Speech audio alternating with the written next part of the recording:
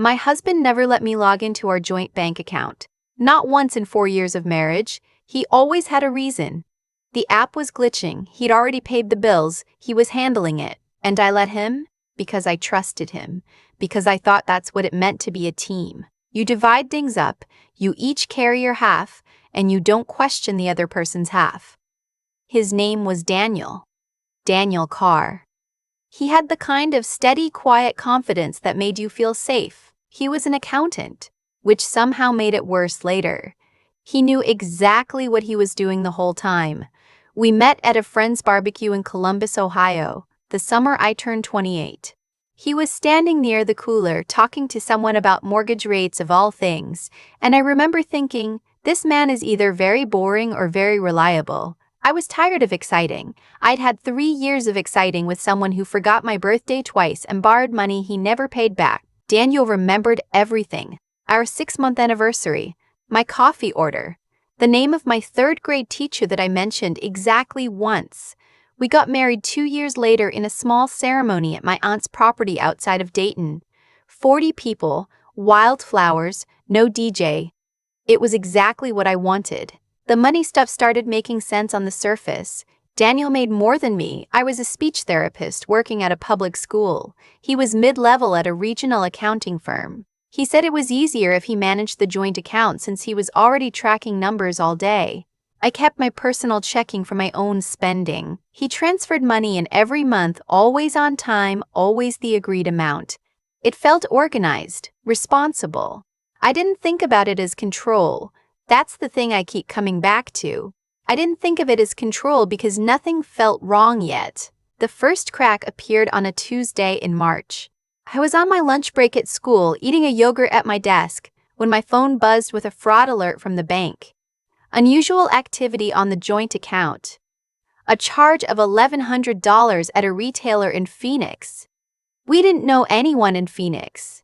Daniel was in Columbus. I called him immediately. He picked up on the second ring, already calm, already explaining. He said he'd bought equipment for a home office setup, that he'd been meaning to tell me, that he'd gotten a deal and acted fast. He laughed a little, said he should have texted first. It made sense, sort of. I let it go. But after we hung up, I sat there with the yogurt melting on my desk and thought about it again.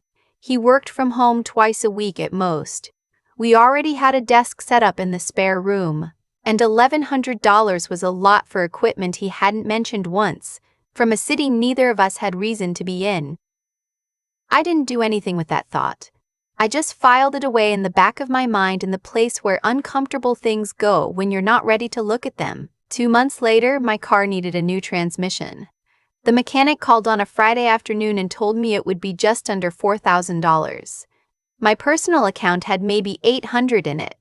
I texted Daniel to ask if we could pull from the joint account to cover it. He said he'd handle it. He'd call the mechanic directly. I said that was fine, thank you, and thought nothing of it until Monday when I called the shop to check on pickup, and the woman at the front desk said the account had been charged. But then she accidentally said the last 4 digits of the card number. They weren't numbers I recognized. It wasn't the joint account. It wasn't his personal card that I knew about. It was something else. I didn't confront him. I don't know why. Maybe I was afraid of what confronting him would mean. Instead, I waited until he was in the shower that night, and I picked up his phone off the nightstand. I'm not proud of that, but I'm not sorry either. He didn't have it locked with a pin anymore. He'd switched to facial recognition and left it resting face up, which meant it unlocked when I held it in front of the bathroom light. His messages were open. I didn't go looking for anything specific. I was just looking. The name at the top of his recent texts was one I didn't recognize. A woman's name. And the most recent message from her said, "Transfer came through. Thank you." He had a good week. I put the phone back exactly where it was. I walked to the kitchen. I stood at the sink for a long time with the water running, not washing anything, just standing there. I didn't sleep that night. I lay beside my husband in the dark and listened to him breathe and thought about the word he. He had a good week. A child. She was talking about a child. I ran through every explanation I could think of. a sick relative he was helping financially, a coworker going through something, a charity he'd set up some kind of automatic giving for. Every time I landed on something that made sense, the word he knocked it down. The intimacy of it. He had a good week. That's not how you talk about a stranger's kid. That's how you talk about someone you know. I made an appointment with my own doctor the next morning and told her I wasn't sleeping. She asked me what was going on. I said I didn't know yet, but I thought I was about to find out something that would change everything. She gave me a referral to a therapist and a look of genuine concern, and I held it together until I got to the parking lot. Then I sat in my car for 20 minutes and cried until I felt empty enough to drive. I started watching the account differently after that. I'd never had login credentials for the joint account. Daniel had always said he'd add me and then never got around to it, but I had access to paper statements because they still came to our address. I'd been throwing them away unopened for years. Trusting him, assuming he had a system, I stopped throwing them away. I spread 3 months of statements across the kitchen table one afternoon while Daniel was at work. I told myself I was just checking, just making sure I understood our finances. The transfers were right there. I just never looked closely enough before. On the 14th of every month, 1,000 went to an account I didn't recognize. Every month, like a bill, like a mortgage. Like something that had been happening so long it was just part of the system. $1,400 a month. For what? I photographed every statement with my phone. I put them back in the box I'd found them in, stacked in the same order, and I went and sat in the backyard and made myself breathe slowly. Then I called my older sister Diane. She's a paralegal.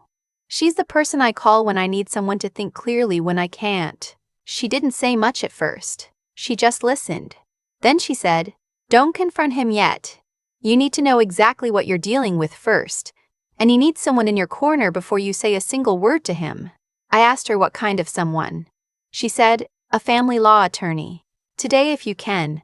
The attorney's name was Gail Whitmore.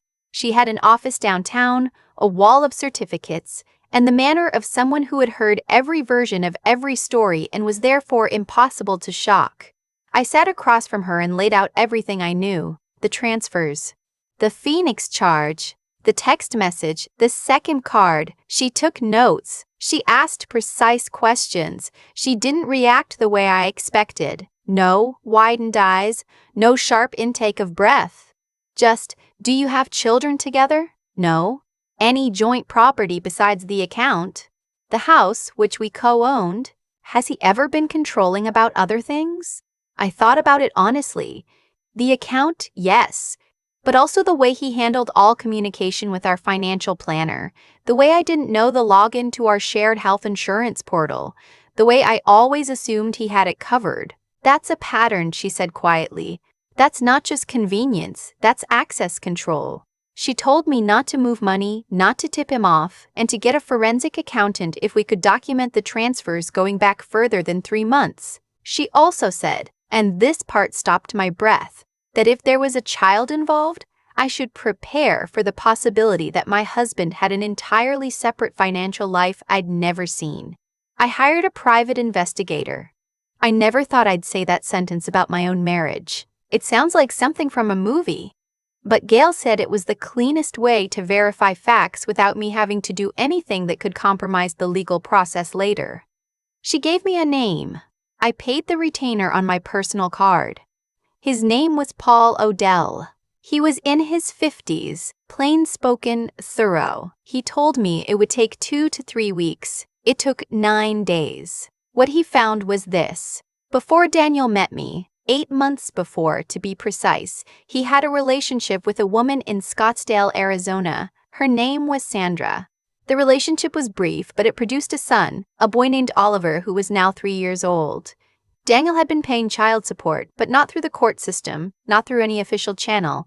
A private arrangement, cash transfers, which meant no one was overseeing it, no enforcement, no record unless you went looking. Oliver had a medical condition, a kidney condition, focal segmental glomerulosclerosis. I looked it up 100 times until I could spell it. It's a disease that scars the kidney's filtering units. It's progressive. In severe cases in young children, it leads to kidney failure. Oliver's case was described in the investigator's report as moderate to severe. Sandra had reached out to Daniel when Oliver was 18 months old after the diagnosis. She needed financial help for treatment. She also, according to what Paul had gathered from sources I won't go into, had raised the question of whether Daniel could be a transplant match. Daniel was not a match, but a biological child of Daniel's would have a significantly higher probability of being compatible. I read that sentence in Paul's report and had to set the paper down on the kitchen table and walk outside and stand in the cold for a few minutes. We had been trying to get pregnant for the past year and a half. I had thought it was because we wanted a family. I didn't sleep for 2 days after that. I went through the motions, school, sessions with my students, dinner, bed, but I wasn't present in any of it. I kept running the timeline. We'd started trying to conceive 14 months ago. Oliver's diagnosis was serious enough that Sandra had contacted Daniel at 18 months, which meant Daniel had known for well over a year. He had come home from a trip to Phoenix, yes, Phoenix, and 3 weeks later suggested we talk about starting a family. I remembered that conversation so clearly. We were on the couch on a Sunday afternoon and he'd said he'd been thinking about it, that he felt ready, that he thought we were in a good place. I remembered feeling so happy. I remembered thinking we were finally on the same page. He had made me feel like we were building something together. He had been building something entirely different. I went back to Gail's office with Paul's report. I brought Diane with me this time. Gail read through it carefully. When she looked up, she said, "This is serious, but I want you to understand what we have and what we don't have yet. We have financial transfers, which suggests a private child support arrangement. We have a child with a medical condition. We have a timeline that looks intentional. What we don't have is direct evidence that he married you or attempted to conceive a child with the specific intention of producing a donor for Oliver." I asked what the difference was legally. She said the difference was everything. Implied intent versus documented intent, and it would matter in court. "So what do?" I asked. She looked at me for a moment. "You're not going to like this." She wanted me to keep going as normal. To keep trying to conceive, at least superficially. To not tip him off. And to get his communication on record any way I could. Diane put her hand on my arm when I started to shake. "I want to be honest about what the next 6 weeks were like. They were the hardest 6 weeks of my life. I went home to a man I now knew had calculated my usefulness before he'd ever said I love you. I made dinner. I watched television beside him. I let him hold my hand. Every night I went to bed feeling like I was disappearing. My therapist. I'd finally called the referral, said I was trauma bonding in reverse. That part of me still loved him, which was normal. That the grief of discovering who someone actually is runs parallel to the grief of losing who you thought they were. I would feel both at once, she said, and that was okay. I recorded 2 phone calls using an app my attorney told me was legal in Ohio because Ohio is a one-party consent state. Most of the calls were ordinary, grocery lists, schedule logistics. But in the 4th call, I mentioned I'd had a dream about having a baby, that I was feeling hopeful. And he said without any hesitation, almost fondly, that he thought this year was going to be different. That he had a feeling, that he thought things were going to come together for us. The warmth in his voice made me sick. I also, with Gail's guidance, sent him a text asking about the monthly transfers I'd seen on the statements. I framed it as something I'd noticed while going through our mail, said I just wanted to make sure I understood all our expenses. His reply was quick. He said it was a private loan repayment to a college friend, that it would be done in another year, that he'd meant to mention it. A lie told instantly, without any hesitation, by text, documented. Gail filed for divorce on a Wednesday morning in late October. Daniel was served at his office.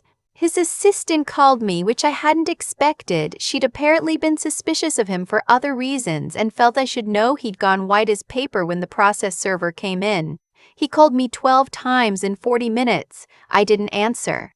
Gail had told me not to. She was handling all communication from that point forward. 2 things happened very quickly after that. First, Sandra, Oliver's mother, the woman in Scottsdale, reached out to Gail's office voluntarily. Her own attorney had apparently advised her that what Daniel had asked her to do, what he had proposed in a series of emails she had kept, constituted fraud. He had asked her to stay quiet about Oliver's existence. He had explicitly told her in writing that he was working on a solution and that she should trust the process. The emails were time-stamped.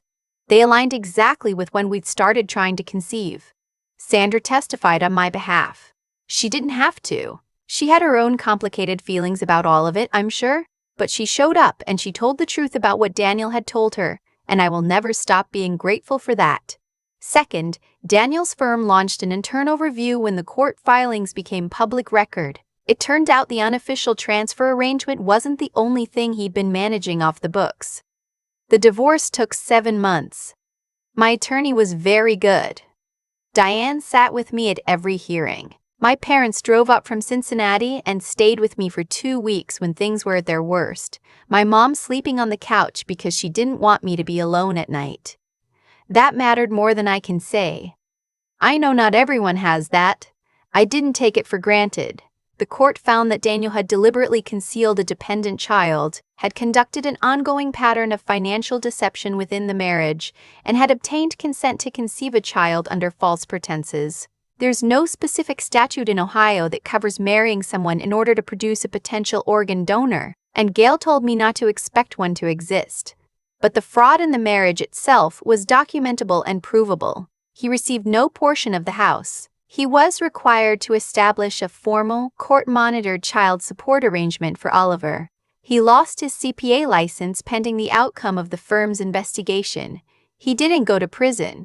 I'll be honest that I struggled with that for a long time. What he did felt like it should have a criminal name. Maybe it does somewhere. Maybe the law just hasn't caught up with the specific shape of this particular cruelty. Oliver, as far as I know, is still in treatment. Sandra found a donor program through a children's hospital that had a broader compatibility pool than Daniel had apparently understood. A living, unrelated donor was identified. The surgery happened last spring, from what I heard through channels I won't name. He's doing better. I don't know how I feel about all of it. I spent a long time being furious on Oliver's behalf too. He didn't ask for any of this either. A 3-year-old with a disease he didn't choose, with a father who saw him as a problem to be solved instead of a child to be loved. That part still makes my chest tight. I live in a small house in Worthington now. I rent it. The mortgage on the old house got settled in the divorce, and I walked away with enough to start over. I planted tomatoes in the backyard this spring, badly, and exactly 2 of them survived. I'm counting it as a win. My students are doing well. I have a 2nd grader named Marcus who couldn't get through a sentence at the beginning of the year without stopping 6 or 7 times, and last month he stood up in class and read a full paragraph out loud and looked at me when he was done, surprised by himself. I cried in the car on the way home. I'm in therapy, not because I'm falling apart, but because I want to understand what happened to me well enough that I don't let it happen again. My therapist says the most dangerous thing about someone like Daniel isn't that they're obviously bad. It's that they're fluent in the language of goodness. They know exactly what safety sounds like. They say it back to you until you stop checking whether it's real. I check now. I ask questions I didn't know I was allowed to ask. I look at the statements. I know my own account numbers. I understand my own finances. I also told every woman I'm close to what I found when I finally looked at the paperwork in my own marriage, not to scare them, just because I wish someone had told me that financial isolation inside a relationship is a thing that happens, and it happens quietly, and it often comes wrapped in something that looks like competence and care. There's a line I keep coming back to from something my therapist said early on. She said, "Trust is not the same as blindness. You can love someone and still want to see clearly." I thought I was trusting my husband. I was just not looking. I should have looked sooner. But I looked when I needed to, and I found what was there, and I got out, and that has to be enough to build the rest of my life on. It is enough. Most days it is. I used to think that trusting someone meant not needing to verify anything, that checking up on a person you loved was a kind of insult. A signal that you didn't really believe in them. Daniel counted on that. He understood, maybe better than I did, how much I wanted to be the kind of wife who didn't snoop, didn't question, didn't make things uncomfortable. He knew the version of myself I was trying to be, and he used it against me for 4 years. That's the part that took the longest to sit with. Not the betrayal itself, but the way my own values became the door he walked through. My trust wasn't naive exactly, it was chosen. I chose it because it felt like the right thing to do in a marriage, and he chose to exploit it because he was always running a different calculation than I was. What I've come to understand is that there's a cost to willful blindness, even when the blindness feels virtuous. I wasn't looking at the bank statements because I thought looking made me a suspicious person. But not looking didn't protect my marriage. It just protected Daniel's secret. The outcome of that choice wasn't peace. It was 4 years of being quietly managed by someone who saw me as a means to an end. When I finally did look, really look, not just glance, I found the truth in about 40 minutes spread across a kitchen table. It had been there the whole time, numbered and dated, filed in a shoebox in the closet. All those months of transfers, all that missing money, all that careful misdirection, it wasn't hidden in some sophisticated way. It was just sitting there, waiting for me to stop being afraid of what I might find. I think about that a lot. How much of what we don't know in our own lives is simply what we haven't made ourselves look at yet? Sandra could have stayed quiet. She had every reason to. She had her own complicated history with Daniel, her own son's medical situation to think about, her own legal exposure. But she showed up anyway and told the truth. And that mattered more than she probably knows. There's something worth holding on to in that. The idea that honesty, even when it costs you something, tends to move in the right direction eventually. Daniel spent years building a structure out of lies and careful omissions. Sandra told the truth once in a courtroom and it outlasted everything he constructed. I'm not the same person I was when this started. I mean that in a good way mostly. I ask questions I would have talked myself out of before. I open my own mail. I know my account numbers by heart. These sound like small things, but they're not. They're the difference between participating in your own life and just being a passenger in someone else's plan for it. The house in Worthington is mine. The 2 surviving tomato plants are mine. The second grader who read his paragraph out loud and looked at me afterward like he couldn't quite believe himself. That moment belongs to me and nobody can take it back. I built this slowly out of what was left after the truth came through. And I'd rather have the truth and start over than keep living comfortably inside a story someone else wrote for me. That's what I know now. That's what it costs to learn it.